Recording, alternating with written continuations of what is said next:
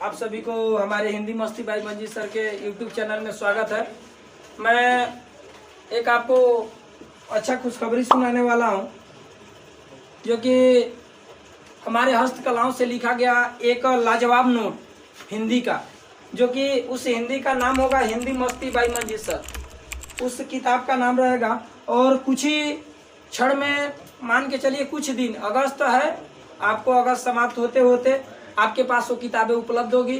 और एक अंगद आर्ट है, अंगद अपसेट है, उनके पास जा करके इस किताब को ले सकते हैं। वो जो उसका मूल्य होगा उनसे पूछ लीजिएगा और उस किताब को 1 सितंबर से आपके पास उपलब्ध करा दिया जाएगा। और जाइएगा अंगद आर्ट के पास, जो कि बालूपुर वाले रोड में आपको देखने को मिलेंगे, वहां जाइए और बुक ले लीजिएगा। और बेहतरीन तरीके से आपको उस प्रकार के एक एक करके मैटर, खास तौर पे वो मैटर वनडे एग्जाम के लिए बनाया गया, जैसे यूपीपी है, उसके बाद लेखपाली है, यूपीएसआई है, पेट के लिए स्पेशल रूप से है, टेट के लिए भी है और सीटेट के लिए भी उसमें देखने को आपको क्या करेगा मिलेगा। बिल्कुल किताब को लीजिए, लेना ना भूलिए भाई। आप आज फिर पढ़ेंगे, जो कि हमने भाग 1 में पढ़ा कि छंद क्या था, आज पढ़ेंगे भाग 2।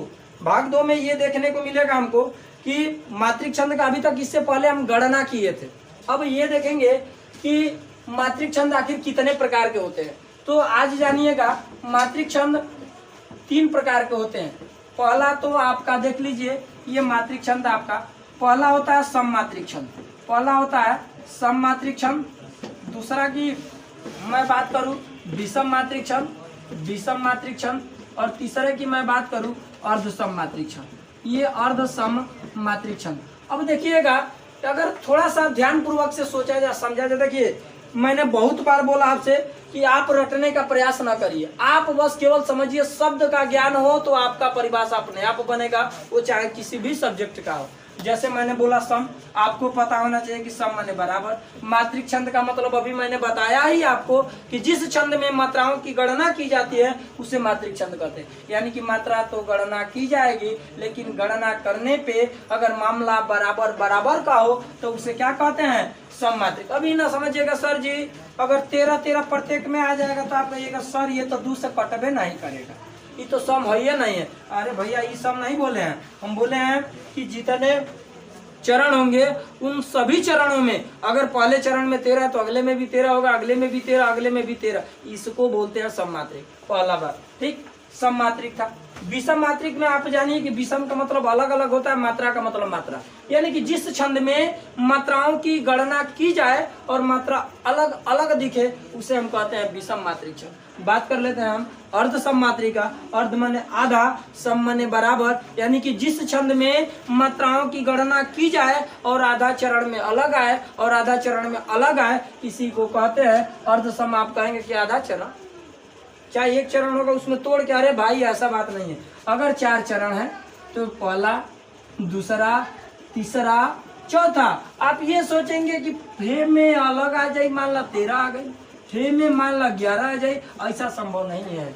ये बराबर होगा कब भैया, है 1 है ना, है 2 है 3 है 4 है, या तो 1 3 को उठा लीजिए या तो 2 4 को उठा लीजिए। यानी कि एक बार विषम चरण को उठाइए, एक बार सम चरण को। ये मामला देखेंगे उदाहरण के तौर पे आपको देखने को बिल्कुल मिलेगी। आपके पेपर में सवाल पूछे जाते हैं कि मुख्य रूप से सम मात्रिक छंद कितने प्रकार के होते हैं। तो देख लीजिए, आप खुद देखेंगे ये होते हैं।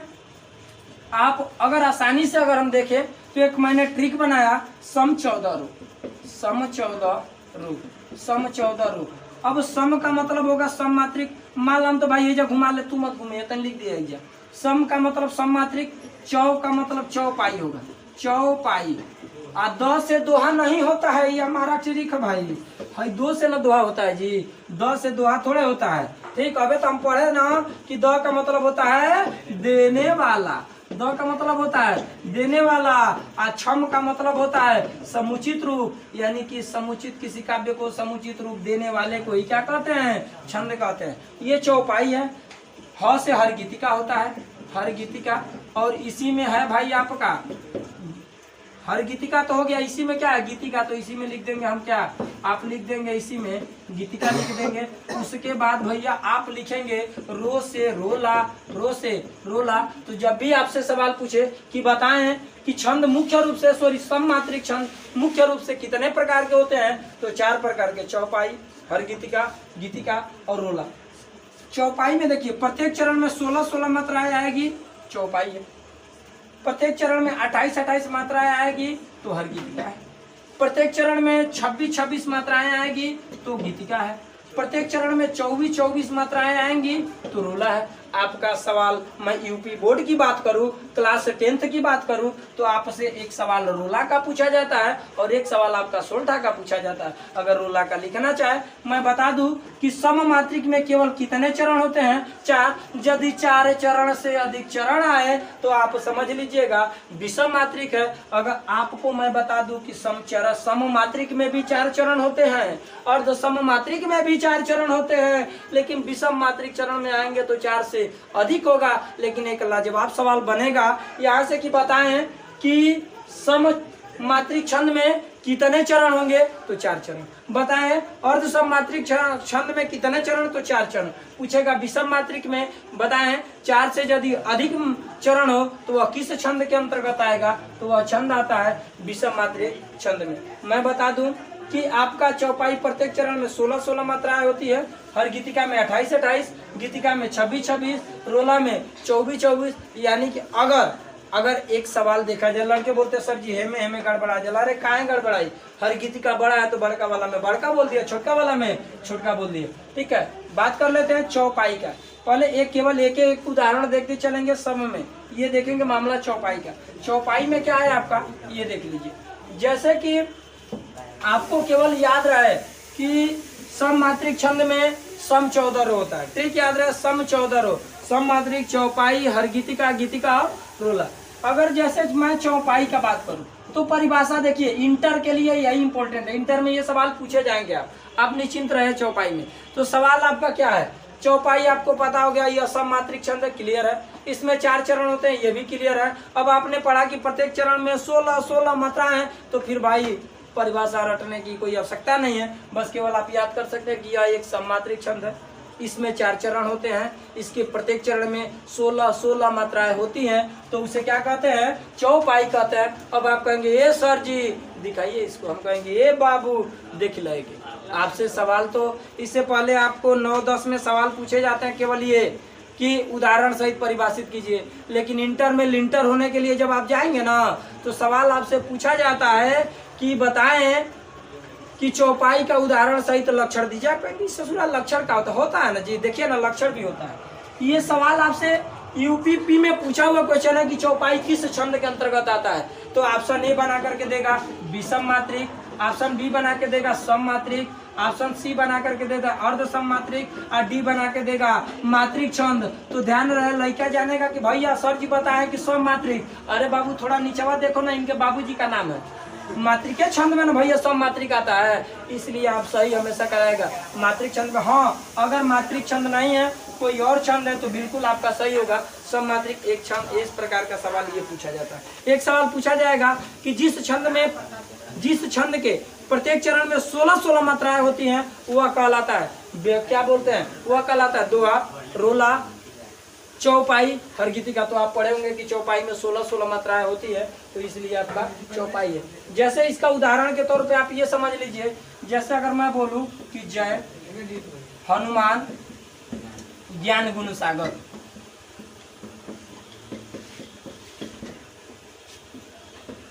जय कपीस तिहु लोक उजागर,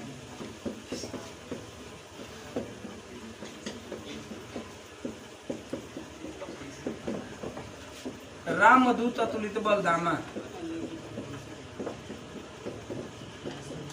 रामदूत अतुलित बलधामा,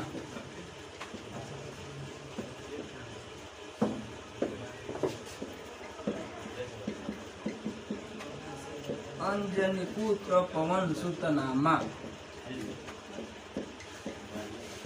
देखिए सबसे तो जानिए कि 4 गो चरण है, 1 गो 2 गो 3 गो 4 क्लियर है। हमने बोला कि यह 4 चरण होंगे भैया सम मात्रिक। अर्ध में भी और सममात्रिक में भी 4 चरण होंगे। आपने ये भी देखा कि 4 चरण है। अब ये सोचेंगे मास्टर बोला था कि प्रत्येक चरण में 16 16 16 16 है कि नहीं। मैंने आपको एक बार और रिपीट करते हैं। मैंने बताया था कि अ छोटी छोटा यानी कि हरा स्वर है भाई, और एक चंद्र बिंदु की काउंटिंग एक बार, बाकी कुछ लौके तो इसकी काउंटिंग दो बार हैंगा ना लिखेंगे, 2 बार ऐसे एस बना देंगे, ऐसे ऐसे ऐसे। देखिए अब अ है 1 1 1 2 1 2 1 1 1 2 1 1 1 1 2 1 1 1 2 1 1 2 1 1। तेजी होगा तो बताइएगा भाई। 2 रुपया हो, 2 रुपया, 1 1 1 1 1 1 1 1 2 2 2 1 1। आप कहेंगे सर अंक मंत्र भैया चंद्र बिंदु नहीं है, इसको अनुस्वार बोलते हैं, इसकी काउंटिंग 2 ही बार करेंगे। इसमें 2 बार है ना, 1 1 1 1 1 1 1 2 2। अब देखिए ये आपका लक्षण का मतलब क्या है, ये काउंटिंग करेंगे, काउंटिंग करके आप दर्शाएंगे कि सर इसमें 16 होगा। गिन लिया हम बा 16 बा, हेऊ में 16 बा, हेऊ में का बा 16 बा। आप काउंटिंग कर सकते हैं, इसको कोई दिक्कत नहीं, हम गिन लेते हैं। 1 2 3 4 4 2 6 6 1 7 7 3 10 10 2 12 12 4 16 आया एक चरण में। अगला में भी देखेंगे 2 2 4 6 6 2 8 8 3 11 11 5 16। देख लीजिए आगे चलेंगे 5 5 4 9 9 2 11 11 4 15। यानी कि यहाँ पे आपका रामदूत जो है यहाँ पे ये गिनेंगे, ये आगे आपका 16। अगर मात्रा गलत होगा तो भाई सीधी सी बात है, जो काउंटिंग करने का तरीका है वो भी क्या होगा, गलत है। और पता बा कि जैसा हमें यही कि यहाँ पे छोटा अंक किया तो छोटा अंक करेंगे तो भैया कहीं ना होगा, तेको मात्रा घटबे करेगा, तो ये होगा। आगे देखेंगे 2 1 2 तो 5 5 2 7 7 3 10 10 2 12 12 4 16। यह एक सममात्रिक है, इसमें 4 चरण है, इसके प्रत्येक चरण में 16 16 मात्राएं हैं। इसके लिए यह कौन सा छंद कहलाएगा, चौपाई कहलाएगा। चौपाई में भी ये किसके अंतर्गत आता है, सममात्रिक। जहाँ तक हमें उम्मीद है कि हमारी बातें आपको बिल्कुल समझ में आई होगी। इस तरीके से आपको करने का प्रयास, अगर आप पेपर में एकदम पढ़ रहे हैं लिख रहे हैं, पता चला कि 16 आवे के तो ससुरा 15 को आ गए, 16 आवे के तो 14 आ गए, तो मान के चलिए कि आपको काउंटिंग करने में दिक्कत है तो आप 14 ढेर हो जाए, समझदार बोलना कौन हो सकता नहीं क्या यूपी बोर्ड के एग्जाम में। कुछ मत देखो 16, अरे वो गिनेंगे थोड़े, बस लिख दीजिएगा 16। अभी मत कहिए कि मास्टर को गलती पढ़ा रहा है, नहीं मैंने बता रहे हैं हम। बाय द वे मान लेते हैं, अब लगे सोचे कि साला 13 16 होना चाहिए, 15 ही हो रहा है तो 17 ही हो रहा है, तो बात नहीं है कि आपको कहीं काउंटिंग करने में दिक्कत है इस प्रकार से। और यही कभी कभी कविता दे करके, कहीं कहीं वाक्य दे करके पूछा जाता है कि बताएं कंपटीशनों में कि बताएं इसमें किस छंद का, इसमें कितने मात्राओं की गणना कितनी है। या कोई अभी आपका यूपीएसआई का जो एग्जाम हुआ था उसमें दिया था उत्पल, जैसे दिया था उत्पल और बोला था कि इसमें मात्राओं की संख्या कितनी है, तो भैया छोटा है तो 1, हमने बोला था कि बीच में आए अंत में आए आधा, तो इसकी काउंटिंग 1 बार, अ है तो 1 बार, अ है तो 1 बार, यानी कि इसमें मात्रा होगी कितनी 4। इस प्रकार से मामला देखने को मिलता है। इसके बाद हम एक मैटर पढ़ाएंगे और सममात्रिक छंद जो कि भाग 3 होगा। तो एक चौपाई आपको जब समझ में आ गया तो अर्गित का भी ऐसे ही, गीत का भी ऐसे ही है और आपका रोला भी ऐसे ही है। हमें जहाँ तक उम्मीद है हमारी बातें आपको बिल्कुल समझ में आई होगी। बस मात्र एक वीडियो 2 वीडियो और आएगा, एक जो कि अर्धसममात्रिक का और एक लास्ट टॉपिक जो कि अपने आप में ब्रांड टॉपिक होगा, जो कि पढ़ेंगे गणों की संख्या। छंद में गणों की संख्या कितनी होगी उसकी चर्चा करेंगे, और उस गण में कौन कौन गण होते हैं, उस गण में कितनी मात्राएं होती है उसकी चर्चा करेंगे। और धन्यवाद ज्ञापित करते हैं। Love you.